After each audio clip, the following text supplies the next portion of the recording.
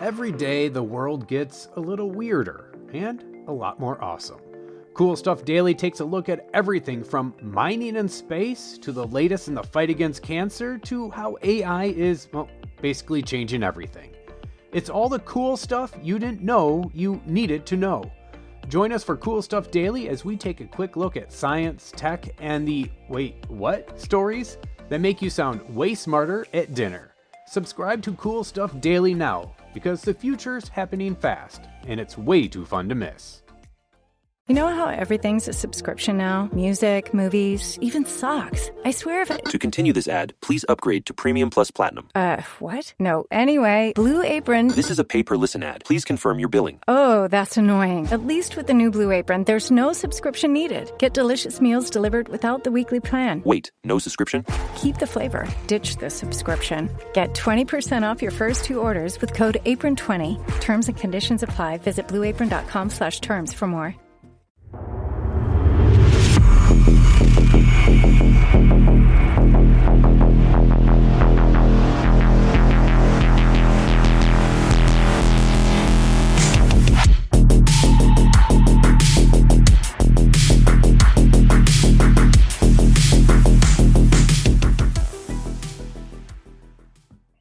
Well, welcome back to Gopher's Workshop. I'm your host, Aaron. And joining me in the hot seat today...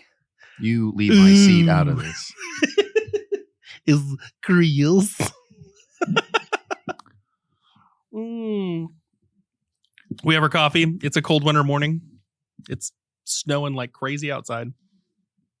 It's so snowy. Anyway, today is hot seat day. Today we're interviewing Chris. I don't want to. Too bad. Listen, Aww. My ADHD having ass did some questions, and these are actually good questions. Okay, That's like your opinion. I took my smart pill today. Okay. These are good questions. All right, fine. You have to tell me if they're good questions or not. How's You that? hit me. God. All right. Before I do that, this is an interview episode, so we're going to do things a little differently. We're going to start off this episode by thanking our patrons. Hooray. Because they made this all possible. Oh, What? they're the ones that are making you ask me these silly questions. I don't even know if they're silly yet. No. Well, I'm going to assume they are. No. They're Okay. making it possible for me to ask you these silly questions. I'm still blaming them. I mean, thank you, Can't. but also, it's your fault. It's your fault. So, starting with our Guardsman patron, thanks to Sergeant Matt's Mini Minute. Next up, our White Shield Guardsman patrons, Mitch, Nicodemus, and Tabarus. And last but not least, our Cerberus Skull patron, Captain Beefalo. Thank you to our patrons. We love you. Without you, the show wouldn't be possible. Hooray. Big kisses and hugs. Yay. Right. So, all that being said, thank you to our listeners. Thank you to our patrons. Let's get this interview going. You ready, Chris? Yes. I want some like hot seat music. It's just doo-doo-doo. Is that hot seat? Are we playing? Oh, Do you want to be a millionaire? Yeah, do you want to be That's the noise you Who made. wants to be a millionaire? Doo-doo-doo. Wait, does that mean if I give you these answers, I get to be a millionaire? No. I don't know if they're the right answers, but I'll tell you whatever you want. I tell you what, if you give me these answers and they're correct, you are that much closer, much like everyone else in life, for every breath they take, to being potentially a millionaire. If you make the right choices. If you want to be boring and financially responsible. Anyway. But I have to be, and it's dumb. All right, so we're going to start off with an easy one. You ready? Yes, Chris, that's me. we know you No. you are a coach for 40K. You own a store that sells 40K. You do all the 40K things. You competitively play. You hobby play. You do all the things. You know, to be fair, I still play at an arguably competitive level. Mhm. I have not actually played at like a competitive GT in months, years. at least a year. Yeah. Because I don't think it wasn't this year's Nova. It You might did have last been year's last Nova. year's Nova. Yeah. That's You probably took the the last Wolf. time I've done a GT. You took No, the wolf with the tanks. Yeah. Yep. But I mean, to be fair, like I'm still playing competitively because I'm helping the team guys. I'm also like, I'm still judging events and I'm keeping up with everything, you know, whether it's for the podcast or, you know, running tournaments, stuff like that. But yeah, I will not say I'm a non-competitive player, but I would not say that I'm playing competitively per se. Yeah. So, but you know enough. You are arguably a great coach and a competitive player. You do all the things. Now, here's the question. What sparked the interest in 40K? So before I owned a nerd store to sell plastic dollies to all of the nerds. What my primary career in life so far was the military. So at one point I was stationed out in California, and one of the guys I worked with, he played 40K. And at the time I was like single in California, and there was like, I think it was a holiday. It was like Thanksgiving or something, right? And being in California, I didn't have the time off or didn't have the money to like fly back for family or whatever. So it was fine. So basically he was just like, oh yeah, it's just me and the family this year. You know, why didn't you come over this weekend? We'll hang out and play some games, have some food. All right, cool. Whatever, man. Let's do the thing. So I came over and he was like, oh, let me show you this game. It's like one of my favorite. And then he showed me 40K. Obviously I knew nothing about 40K. And this was back in like 6th edition. Like, it was like very beginning of 6th or very end of 5th, something like that. But it was like forever ago.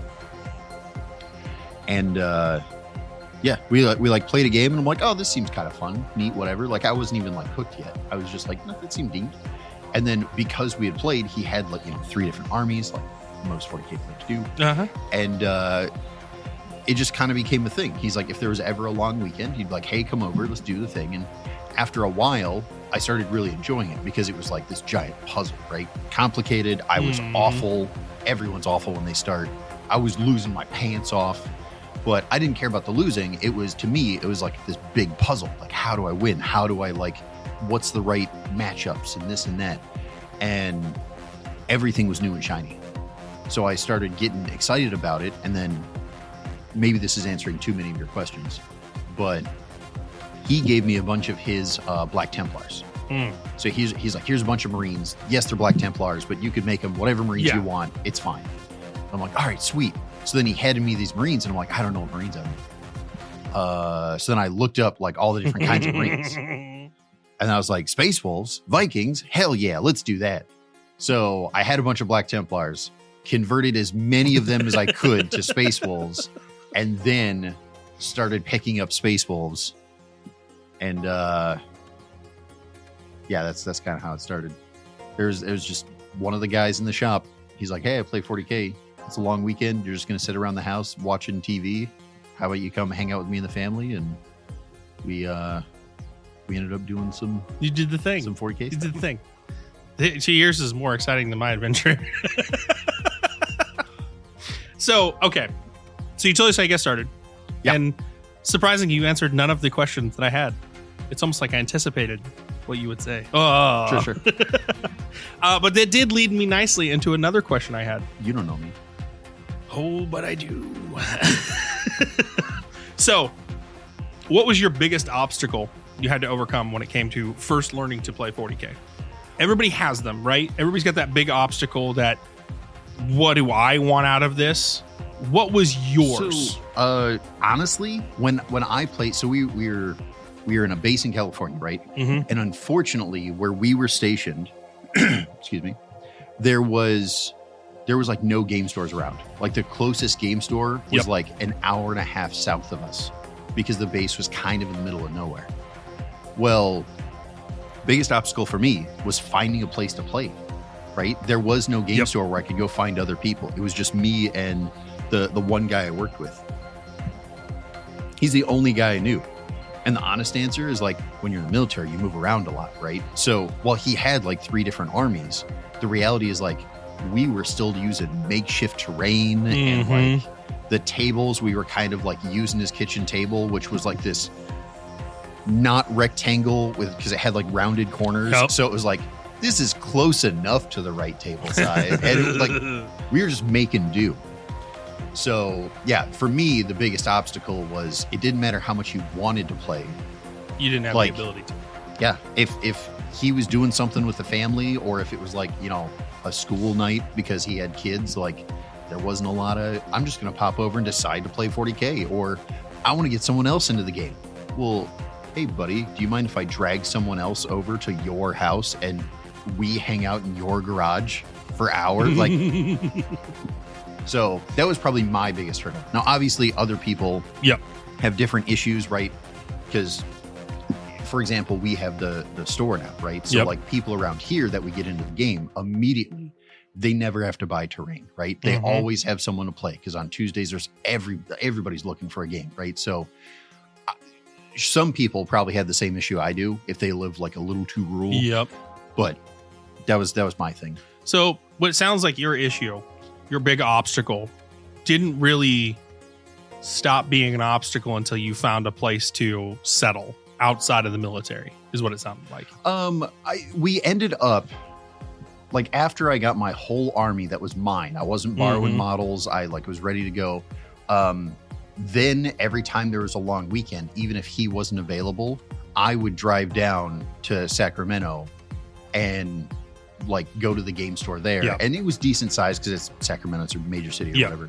So I would go down there on like a Saturday or a Sunday and get a game in or two. So it became a little easier after I was like, air quotes, fully into the hobby.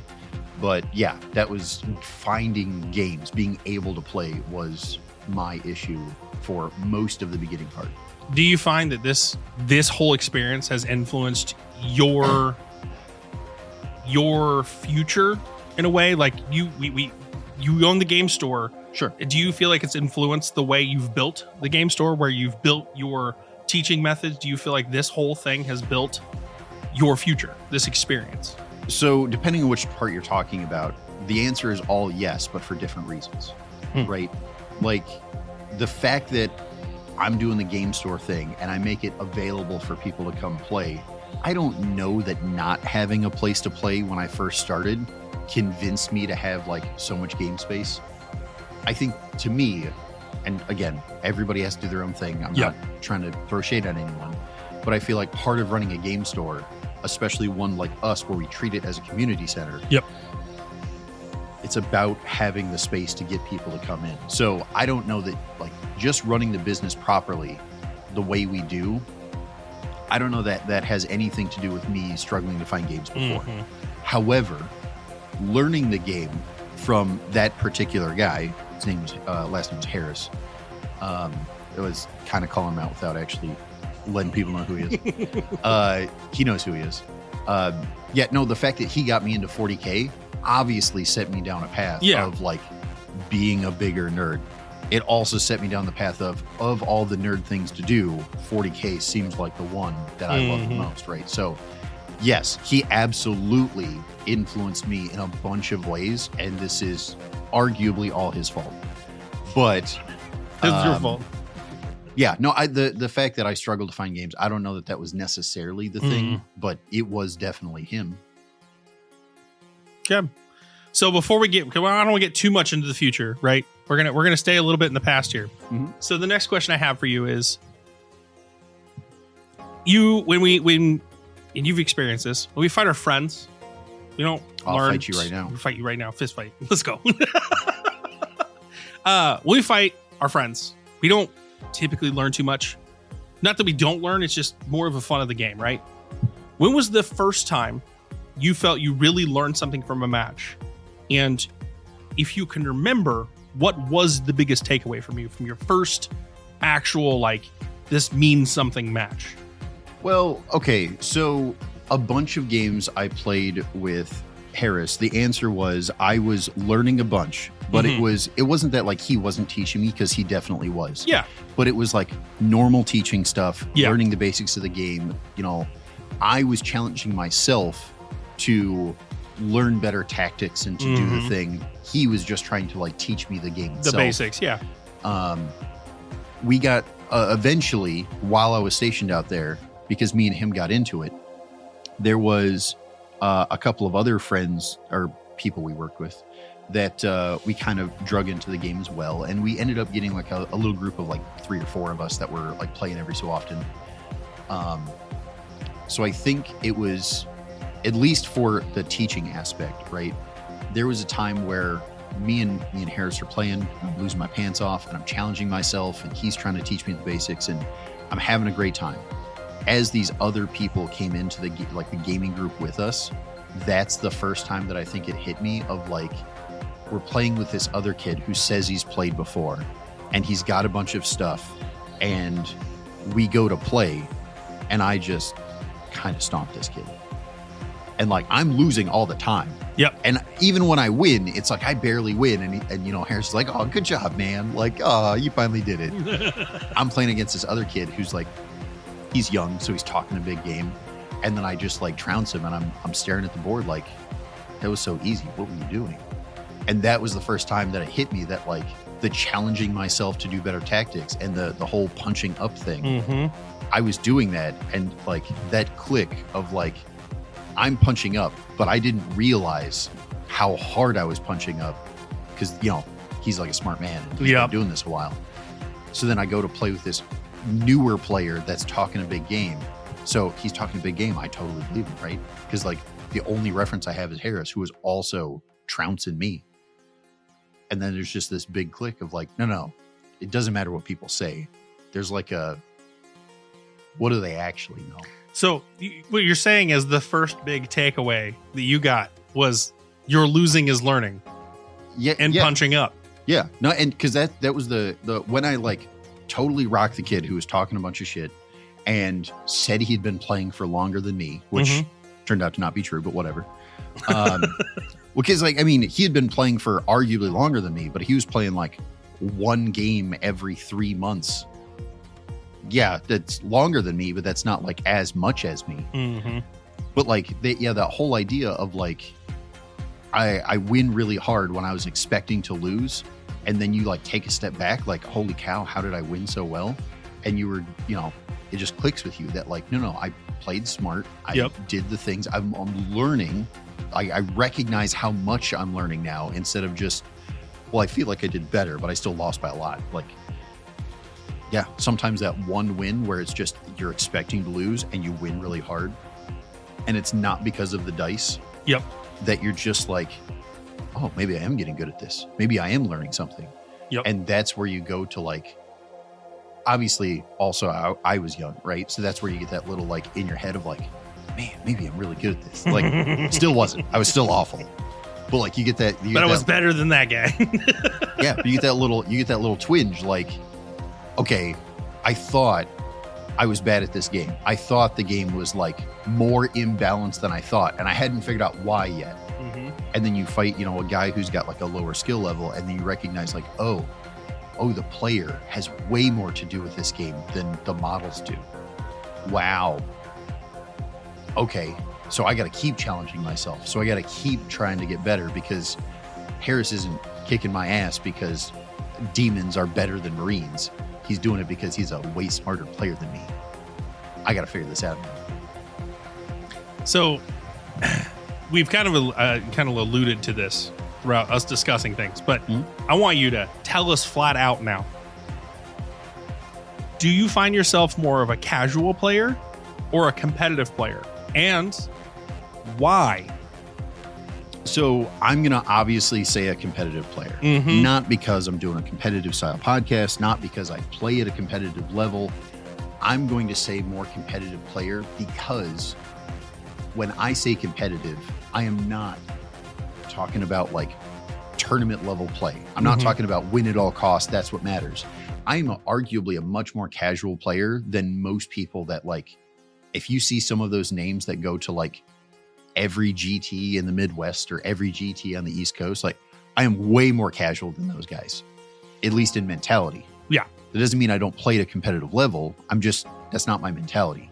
The reason I prefer competitive play outright is because as much as we want to talk shit about GW and they don't know what they're doing and this and that is imbalanced and they could do this better, the reality is they are trying to make a balanced game. And even if the game is imbalanced, if we start with a set of rules that we agree on is close enough to balance, anything that's imbalanced in that, we both know that you've accepted can that. Take some advantage of that, and we're still on more of an even footing. Yep.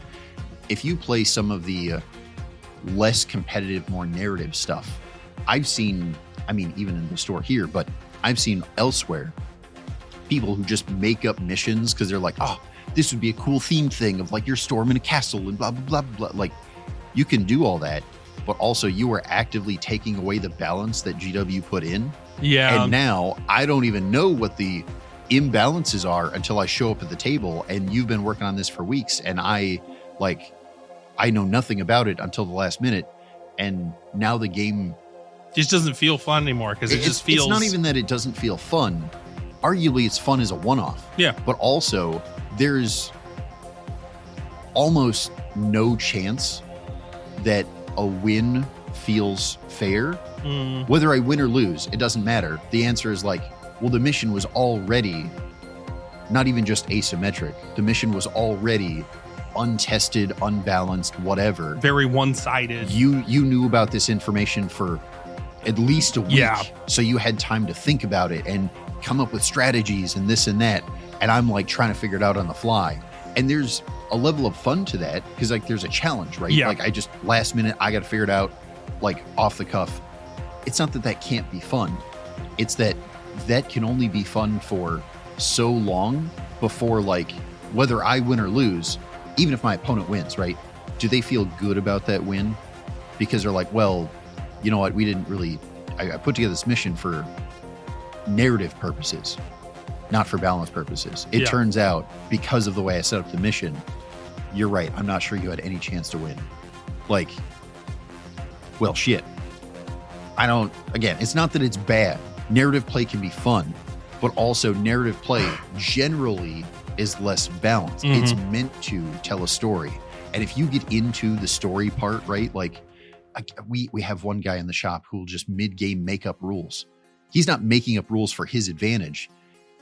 We're like, I've literally seen him, like some guy who's playing against him ask like, oh man, is there a way to like scale that wall with this unit? The answer is there's not. But then he's like, yeah, sure. Go ahead and like, let's just roll a D6. And if you get a 6, then you get to do the thing. Cause that sounds like awesome. You could run up the wall and jump off it and like fight something on the second floor that you're not supposed to fight. Like, again, you can have fun with that and you can have a blast, and there's nothing wrong with that, but it feels less balanced. And as I kind of said before, the thing that kind of clicked for me that made me excited about the game was the recognition that it was a game based upon the skill of player, not necessarily a game based upon who purchased the coolest model.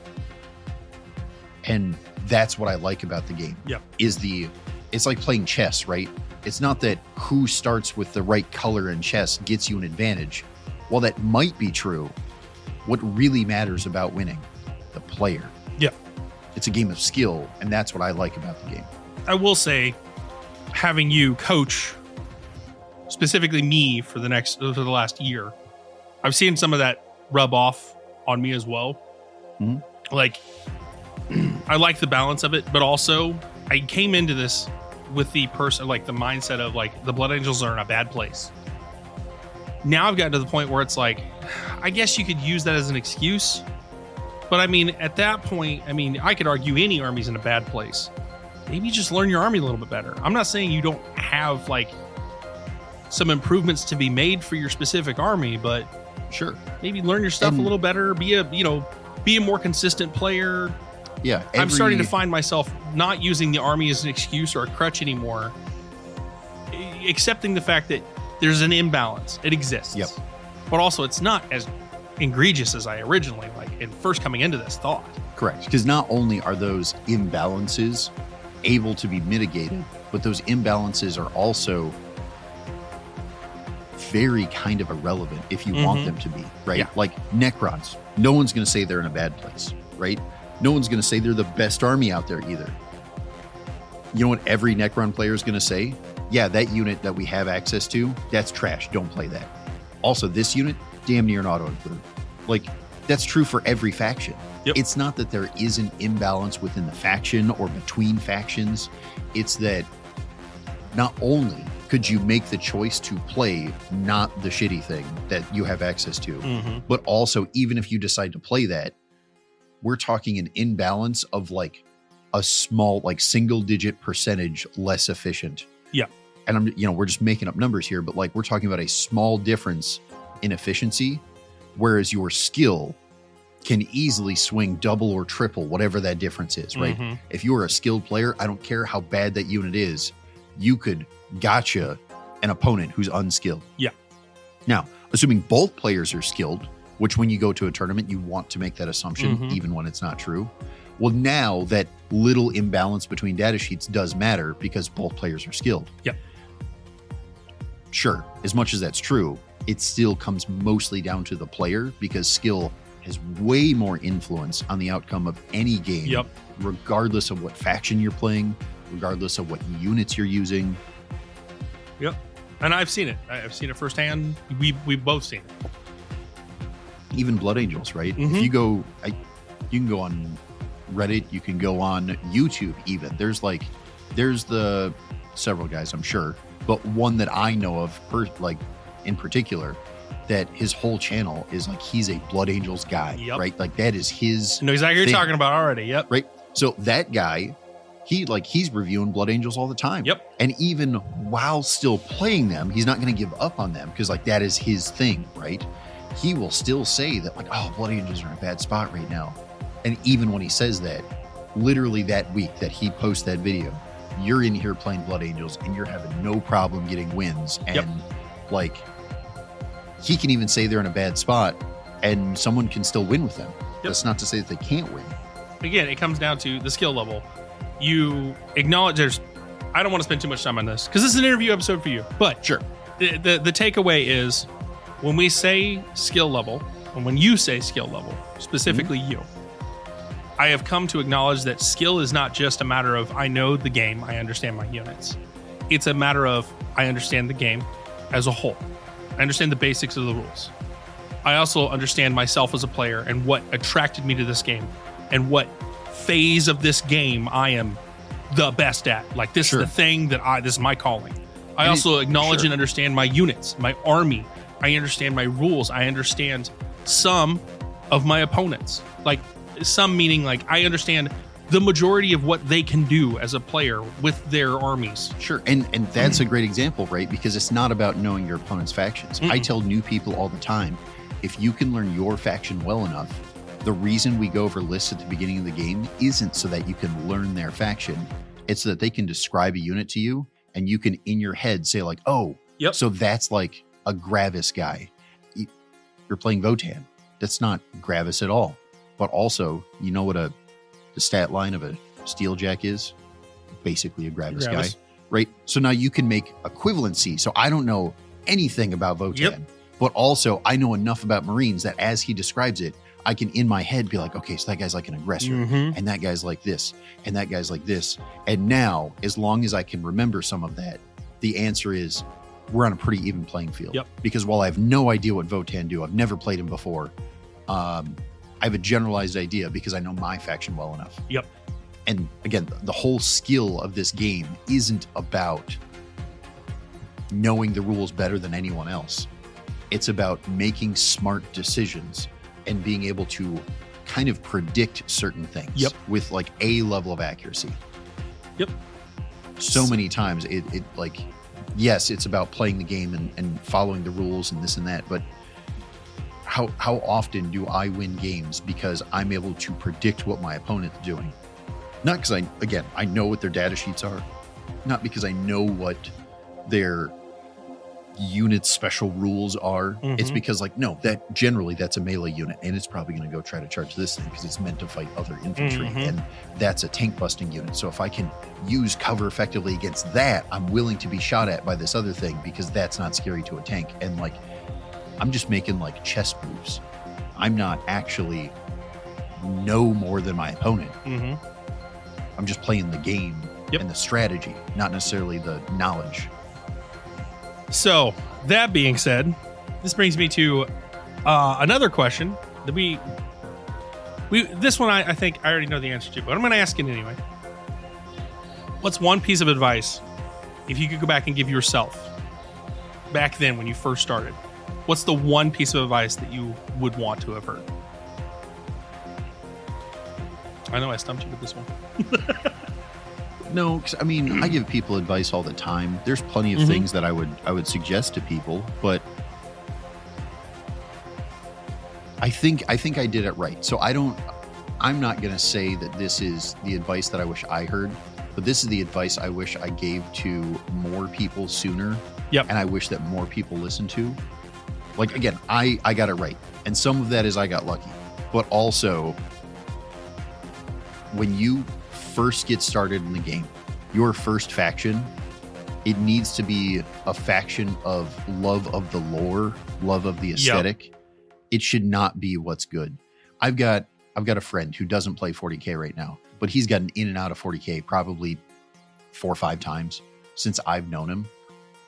Every time he gets into it, he goes online and he says, what's doing good right now? And this looks cool. And amongst the 3 like top factions, he likes this one the best. So he's going to do that. And he pulls together some list that won a tournament. And that's what he starts building. And the whole time he's building up like these Drukhari that have nothing about their play style fits what he wants to do. But that's what's good. And losing feels bad. So he's okay with it. I'll just suffer through I don't like the way Drukhari look because they're winning right now and losing feels bad. And then you know what happens every damn time? He gets like 2 games in after all that hobbying, after all that money, after all that painting. He gets like 2 games in and he loses real hard and he doesn't understand because this was the best list that he found on the internet. Yep. And then he like gets discouraged and then he gets out of the game. And then he comes back a couple years later. Oh, Grey Knights are on top right now. Okay, so then he builds up a bunch of Grey Knights. And then he immediately gets out after like 3 games. It's chasing the meta. And you know what? You can totally do that with your like 3rd army. Maybe even your 2nd army. But your 1st army, you need to love that faction so much that you're like, I've read more Space Wolf lore books than I've read of any other faction. Because I love Space Wolves.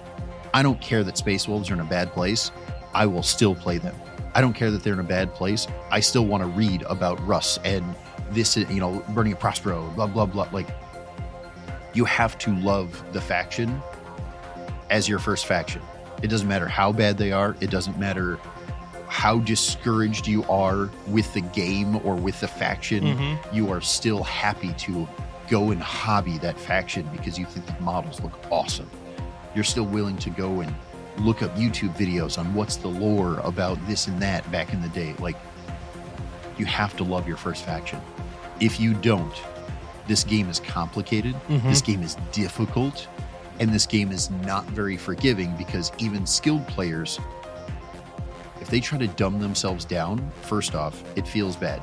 Not because they dumb themselves down, but because they're dumbing themselves down, basically telling you that, yeah, I know you can't win.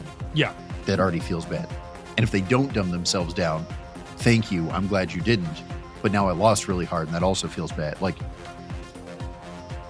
yeah, the first faction you get into, and I got kind of lucky, right? He handed me BTs, and he said you could play him as any Marines, and that's the thing that stuck with me. So while he handed me Black Templar, I immediately said, what? Before I decide these are Black Templar, I need to go figure out what Marines I like. I got lucky with that, I think. If he absolutely would have been like, oh, you could, I've got extra Marines, but I also have extra Demons, and I also have extra Tyranids, because he had all 3. Which ones do you want? Well, now, if I would have just been like, oh, well, let me go look and see which one's doing best. Well, right now, Demons are doing the best. I'll take Demons. And then, a year later, Demons are doing terrible, and now I'm pissed off about it and out of the game. Like, it's... I figured that was going to be the advice you ended up giving anyway. I mean, there's a ton of advice. I'm telling people right now that are getting into the game, do not finish a game. That's my current advice. Yeah. Play till turn 2, maybe turn 3, and then do not finish the game. Because you do not want to know who wins. You do not care who wins. Yes, you're new to the game, you're going to lose. But also, even your opponent, they don't care about whether or not they won. You only play to turn 2. At the end of turn 2, it still probably looks like anyone could win because it's only turn 2, right? You've had like 1 round of real scoring. You don't want to know who wins because the win doesn't matter. Even the guy who knows what he's doing, does the win feel good for him? No, he's new. I kind of like clubbed a baby seal, right? Yeah. Like it doesn't mean anything to him and it doesn't mean anything to you. So just don't find out who wins.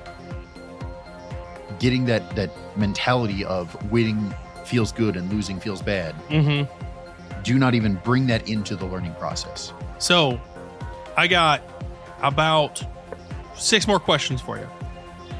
Okay. The next three are going to be, we're going to get very nitty gritty now with 40K as a whole. And Okay. we're going to get some Chris hot takes. All right. You ready for these?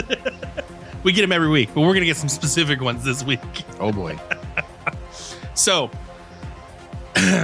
biggest question for now, keep in mind from when you started to now. Sure. Okay. I want you to take them and make them 2 separate entities. The question is, how has the atmosphere changed, positive or negative, from when you started competitive play to now competitive play? And what were do you believe were some driving factors to the big changes? Because we have to acknowledge there are some big changes. Yeah. But what are they? Because as a new player, I've never experienced these things. I've just heard the stories, right? Okay. So I'm going to say this is kind of like a two-part question. Mhm. There's like 2 different things, but they're kind of opposites of each other, which is interesting. When I first started, 40K was big, right? Mhm. But it was not the biggest miniature game in the world. So it was like, if you wanted to find a 40K game, if you went to like a big game store, it would absolutely be there. But it was not like, if I go to some regular old community center and I mention, or I go to work and I mention that I play 40K, it's not like it is now where there's like 3 other guys being like, oh yeah, I've got a 40K army. I could dust that off. Like it's not how it was back then. So now it feels not just that it's more popular, but it feels way more accessible because of how many people are into the thing. Absolutely. So arguably that's a big positive. The other thing is, you said specifically from when I first got into competitive play compared to now, that the atmosphere has gotten way better. The answer is, back in the day, competitive play was kind of just like card games. It was very cutthroat. It's winning is all that matters. I know we've kind of talked about this before, but a little while back, there was the whole conversation going on the internet about, you know, why did we get rid of big prize support? Why did we get rid of dollar prize support?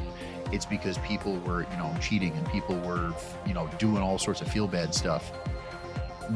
Very little of that exists now. It still exists. It's always going to exist, and that sucks. But the answer is, compared to back then, people are way better about, like, even in competitive play, you ask them a question and they'll, like, without even asking, sometimes they will like give you like, are you sure you want to do that? Because if you do that, I'll get to do a thing and you'll like throw the game away. Like, it's competitive play. Yeah. We're at a tournament. I'm trying to win the whole thing. And you're going to like tell me that I'm making a mistake and help me not lose my pants off. The whole environment as a whole has shifted to be more friendly to newer players. Correct. And I will already caveat with some of the things about right now I don't actually know that I'm a big fan of. We kind of had a discussion a little while back. I don't think it was on the podcast, but I wish there was a little bit more like secretiveness, reservation with the between game. your information. Yeah, like again, one of the good examples that I talked about was having the secondaries be hidden. Mm-hmm. So like, you're not telegraphing that I'm doing sabotage or whatever else. You just say, I'm gonna perform an action, and because of that, I'm just gonna like lay the card face down here. Yeah. So you're still telling your opponent you're doing a thing. Right. But So like, what are you doing? Right. And there's ways to do that, right? Because like if I ran a thing up to the center and I've got area denial, do you want to overwatch me because I have area denial? Probably. But also, if you didn't know I had area denial, am I running up to the middle just because I'm trying to hold point? Am I running up to the middle because I'm going to try to like charge past the objective and fight you? And you would rather me get to combat because I'm like overextended and you can kind of like dogpile me? Yep. Like, again, there's a bunch of just not knowing what the secondaries are it creates a bunch of interesting play. Yep.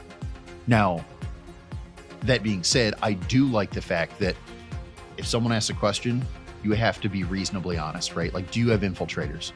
I have to tell you. I can't just be like, I don't know, and then like infiltrate something. Right? Yeah. It's like the game is better. Back in the day, there used to be a like, here's my list, and then you hand like the sheet of paper over at the tournament, and then you don't know like, what the hell anything you try does. not to answer questions. If they ask you a specific question, you answer it. But also, it was like, if you don't ask me the question, I'm not telling you shit. And that's the way it used to be. So I think it's infinitely better now. Yeah. Do I think we could still get better from here? Sure, absolutely. But yeah, So- the game feels way more community focused now. This kind of leads me into my second question. That right there leads me into my second question.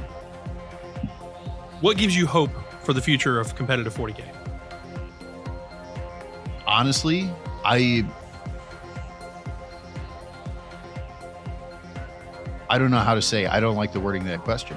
I don't know that I need hope for competitive 40K, because the answer is competitive 40K has a couple of issues with it right now. Mhm. But also, I still argue it's in the best place it's ever been. So like, I don't need hope for it to be better. It's already so good. If it doesn't get better, I'm content. If it does get better, I'm happy. But And this- also, like, we're good. This is exactly why the question was worded this way. Because this is the question everybody asks, right? This is the one everybody asks. The true question that should be asked is, do you like the direction of where the future of 40K is headed? Absolutely. Do you think we should have improvements? Which you already answered. Yeah. But everyone asks the question of, what gives you hope for the future? I don't hear anybody ever asking the question, what are you looking forward to in the future? What's motivating you for more competitive play? What's giving you right. Positive outlooks? Because I kind of one of the issues right now, and I've heard like other YouTubers and stuff talking about this, so this isn't like my idea that's special or whatever, but right now, because we're so like, there's no secret information, because everyone is so upfront and honest with everything, because to be honest, there's a few too many rerolls in the game. Like, it's really kind of boring to watch it. At one point, 40K as a whole was trying to be an esport, and that had a whole bucket of issues with it. But you know what? For all those issues and all those gotchas and all those kind of like more secretive than they should have been things, it was at least entertaining to watch, because you didn't know what was going to happen. Yep. Now everything is laid out ahead of time. At like, basically, you could have the fact that we could talk out the game. It's not that that's unreasonable to do before, but like now we can talk out the game with like a level of certainty that we've never had before. That makes it kind of boring to watch, right? Because like, there's some GTs streaming the top table, whether it's us or someone else. I could just tune in to like the top 2 minutes of the turn, and then stop watching, go get a sandwich, do something, like do chores, whatever, come back, watch another 2 minutes at the top of each round. Yep. And I would have a good idea of what's going on the whole time. Yep. Right? Now, admittedly, some of that is because I have enough skill to be able to predict a lot of that stuff. So I totally get that that's not true for everyone. But also, the game is very predictable at the moment once you have that level of skill. Right now, there's still choices to be made. The dice could still spike and you could be surprised, but we're talking about like watching NASCAR, and like, you kind of know what's going to happen if you check in every 20 laps. The only thing that's surprising to you is a crash. Well, 40K, if you check in at the top of each round, nothing's really surprising to you until the dice spike really hard one direction. Yep. Which happens like once or twice a game. Like, so again, things could get better. We could totally progress, but anyone who says the game isn't balanced right now doesn't understand what's going on in the game. Like, the game is extremely balanced. If you ask the question, what are you hoping for in the future? You're asking the wrong question. You have the wrong outlook on this entire situation. Again, it's not that you can't be hopeful for things, right? Yeah. Like, there's again, secretive but to be hopeful secondaries for the future of 40K competitive, it's you saying right now it's not in a good place, when arguably it's one of the best places it's ever been. Yeah. Again, there's totally improvements that could be made. Yeah. There's things that I would like to see different and better, or whatever you want to call it. But that's the same thing with everything. Everything can be made better. It's just finding how to make it better. Right. But so again, the big takeaway is we are not in a bad place. Yeah. Anyone who says they don't like this edition of 40K, it's not that they're wrong. Maybe they're a narrative player and the current edition is more competitive focused, whatever else. It's not that they're wrong. It's that if you're saying I'm a competitive player and I don't like this edition, then it's you don't like balanced games. Yep. Like, so that's harsh, but it's true. Mm-hmm. So you've already answered part 2 of the next question. So I'm going to ask you something. May get you in trouble with GW Official. You ready for this? Go for it. I already know it's not going to. How do you feel about the TO program as a whole right now? And how do you feel about the direction it seems to be heading? Okay, all right. It might actually get me in trouble. Oh, no. So the answer is the fact that the program came back, which is fairly new in arguably, right? Mm-hmm. I'm glad it came back. I am super happy with most of what they're doing. Everything that they have implemented so far, they have done in a pretty amazing way, and I'm happy with it. Yep. There are some glaring issues that I wish they would address, but as much as that's true, there's a level of, it's not like they implemented that and then did it poorly. It's that it's not implemented yet. So I'm starting by saying I don't necessarily think that they're doing anything wrong, but I think there's things they're not doing that are egregious, in my opinion.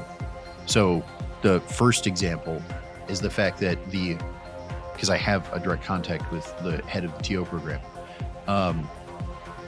the TO program as a whole, all the judges combined, including the head of the TO program, almost all of them are unwilling to make a rules call. Period. So they just like they don't want to. If there's something unclear, I have emailed him and been like, hey, this is worded poorly. It is clearly unclear as to what's supposed to happen. Is it supposed to go this way or that way? I'm not even saying that like I'm holding him to it, right?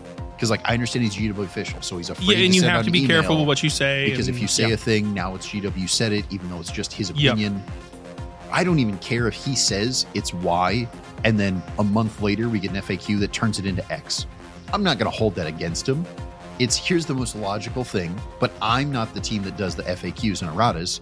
I'm just the head of the judge program. But also, it's a judge program. If there is something so unclear that I feel obligated to send you an email of like, I have no idea how I'm supposed to rule this, I would love some guidance. Mm-hmm. I would love the fact that you are a judge program to reach out and say, hey, this might change, but right now, why don't you go with this? We'll kind of, as a group of judges, will agree this seems like the intent, and we'll go with this until GW official decides to put it in writing one way or the other. Yep. Again, I don't mind if it changes after the fact, but the fact that like I ask a question and the only response I get is, you should send an email to GW about this rules question via the like regular customer email because I can't give you an answer. And then I send that email, and the auto response you get that everyone gets when you send in a rules question is, hey, we'll take this under advisement, and if we think it needs addressed, we'll put it in the next FAQ. Yep. Notice that at least back in the day, they would reply to your email. If they thought it needed addressed and it like publicly, they would put it in the FAQs and erratas, but they would still reply to you with like a, here's the answer because you asked us a question. You took the time. I'm going to make sure you're taken care of. Mm-hmm. Whether it goes into the big FAQ or not, here's the answer so that you feel like we care about you. Now, not only is the judge program unwilling to answer a judge question, but also GW officials email says, I will not email you back. I don't care if this is so important that I'm putting out an emergency FAQ tomorrow. Yep. You will not get an email from us. I'm not answering you. That's yes, it might get me in trouble, but that's like my one giant grievance with the judge program is that we are all officiating but we're not willing to predictively answer a question or even temporarily answer a question because everyone's so afraid of getting it wrong when GW Official puts out an FAQ Yep. that like no one's willing to answer that. What I will say, to piggyback on what you were saying right now, to make it more clear, I should say, is that you're saying the TO program as a whole is headed in a really good direction. Yeah. But there are some glaring issues that need to be solved immediately, or it's going to cause bigger issues down the line. Correct. And that's Great again, program. Glad it's back. The people who are in charge of it are doing a fantastic job. Everything's going great. But there's a glaring issue here that if it's not addressed, it's going to cause a boulder effect. Yes. And again, what they have implemented, what they are doing, every part of what they're doing, I think they're doing fantastically. Yeah. There is no part of the judge program that I think they fucked up, right?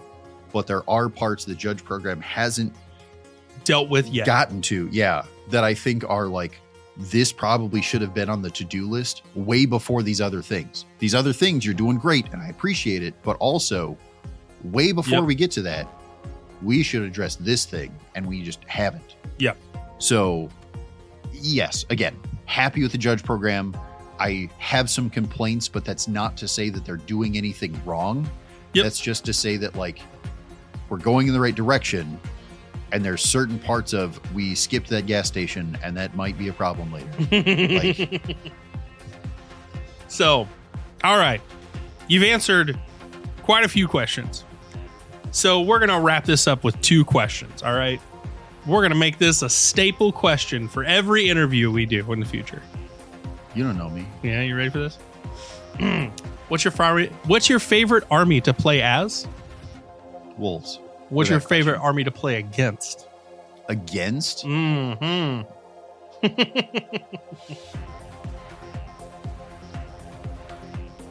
Yeah. Everybody can answer the 4, but they can't answer the 2. No, but okay, but I think that's a trick question. Here's my honest answer. I enjoy playing against a lot of factions. It's not because those like factions are good or those factions are interesting or anything like that. I would argue all of my favorite games come down to one of 2 categories. They're my favorite people to play against because they're like fun people that are, go lucky, whatever. Like those are fun. Those are some of my favorite games. And the other ones, if I have to pick an army, then it's specifically the players that love that faction, right? If I'm in love with wolves, I don't care how bad they are. I love wolves. I'm going to be a better opponent than if I'm playing the faction like, well, I've got Eldar and they're competitive right now. And I'm not in love with them, but also I'm playing it. Yeah. Like, right? We've got a Salamanders guy down there and God, that man loves Salamanders, right? Playing against him, he is already more fun to play against than the guys that have like 3 different factions and they're playing the one that's good right now. It's just, if you love what you're playing, doesn't matter if it's good. If you love what you're playing, I'm going to have way more fun with this game. Same for if you are a fun person that loves playing 40K, I'm going to have more fun with that than the guy who's like, I've been really frustrated with my faction, or I'm really frustrated with the game right now. Like the guys who bitch about the updates between like 8th and 10th, because we have some of those guys that come in and do that. Those guys are just less fun to play against, right? Yeah. It's not even that they're bad guys. It's that they're just... It's just a buzzkill. Yeah. It's just a buzzkill. So that leads me to my final question. You ready for this? Sure. What makes your favorite and best opponent? Like, what to you, when this person comes to the table, the epitome of like, man, this is the best game. This is peak game, right? This is the best I'm ever going to play. What's the best opponent to you?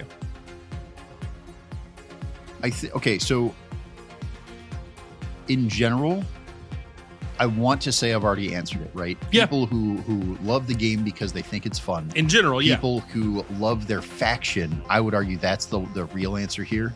Again, if you are in love with the thing you're playing, it's going to be fun anyway. It's going to be fun regardless, right?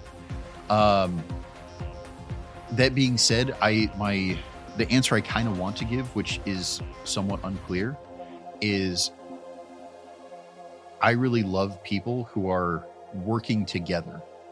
And that's not to say we're working together to like, I'm going to show you how to kick my ass. It's more about like, I do a bunch of teaching games, right? And I'll be honest, teaching is my job. Teaching is arguably fun. Yep. But there's a level of, while teaching, I'm kind of distracted from the fun part because I'm doing a job. Yeah. Playing a game where both people are arguably on the same level, and then you are still doing something like educational, right? You're still like, I'm going to ask, why'd you do that? Not because like, I think you fucked up, because like, I'm trying to understand. That was like, is that going to bite me in the ass? Is that like a cool trick, you know, that I don't? Like that we're on the same level, but we're questioning each other, not because we think there's a better play, not because we think that you did something wrong, but because we want to learn together. Those are probably my funnest games. Well, thank you for your time today, Chris. So, that being said, the interview episode is over. I think we learned a lot about you today, Chris. We learned a lot. So, what I'm going to encourage our listeners to do before we end this episode, I'm going to encourage you, if you are on our Patreon, you can send us a direct message on Patreon. Give us a list of people that you're looking forward to doing interviews with. Give us some shouts, like anybody you want to hear from, whether it be local, whether it be competitive. If we can get them on, we'll get them on and do an interview. Sure. Also, if there's a bunch of questions that you want me to answer that we haven't gone over today, if we can get enough of them, we'll do a second part 2. Yeah, we can do part 2. Yep. Yeah. There's a bunch of things that obviously, because I've been playing for years. Yeah. There's a bunch of things that we could still go over. I don't know. That, absolutely. You know, people care necessarily, but like some of the first GTs I went to, some of the GTs that I went to that no longer exist. You know, what's the first GT I judged? So like, there's a whole bunch of stuff that we could totally go over. I have a ton of 40K stories. Yeah. See, I wanted us to get an icebreaker episode, get the general know-how about Chris, and then we'll let the fans, we'll let the listeners and the patrons decide if there's a part 2 to get some of the nitty-gritties. Because I've heard some of the dumb stories, and they're great. Okay, I tell you what. But before we go, I got a story for you haven't heard. All right, let's go. So I was talking earlier in the episode about Harris and going over to his house and learning to play, and his family was there, right? So one of the kind of funniest things that me and him thought, or like talked about, was he had his like armies displayed in the garage, okay? So he had demons, he had marines, he had Tyranids. Do you know what the Horospex looks like? The big bug with like an open mouth and a giant tongue and like kind of ugly looking thing, right? He had one of those on the shelf, and he had, at the time, his daughter was like, I don't remember exactly, I want to say like 7 or 8. She was just a tiny little thing, super adorable. She would come in and the Horospex was her model. She loved that thing. This ugly little bastard, she loved it. And she called it Cuddles. Cuddles? Yep, this ugly, open mouth, big tongue, like, she's like, oh, Cuddles. And she would like hug it. And she like, again, she didn't even necessarily understand what she was looking at. But she's like, no, Dad loves the models. I love hanging out with Dad. So she would like come out to the garage and hang out with us every so often. And that was her model. She loved it so much. And we just called us her Cuddles. It was great. That is a fond memory. I love that. Well, that being said, I guess that's it for this episode. So hit us up. If you got more questions for Chris, we get enough of them, we'll do another interview episode. But until next time, thank you all for listening. Tune in next week. Hey everybody, it's Aaron. I want to thank you again for tuning in for this episode of Gopher's Workshop with us, hanging out and listening. Remember, leave a 5-star review. Let us know what you think. And if you feel like supporting us, you can always go to Patreon in the show notes below. Thanks. Till next time.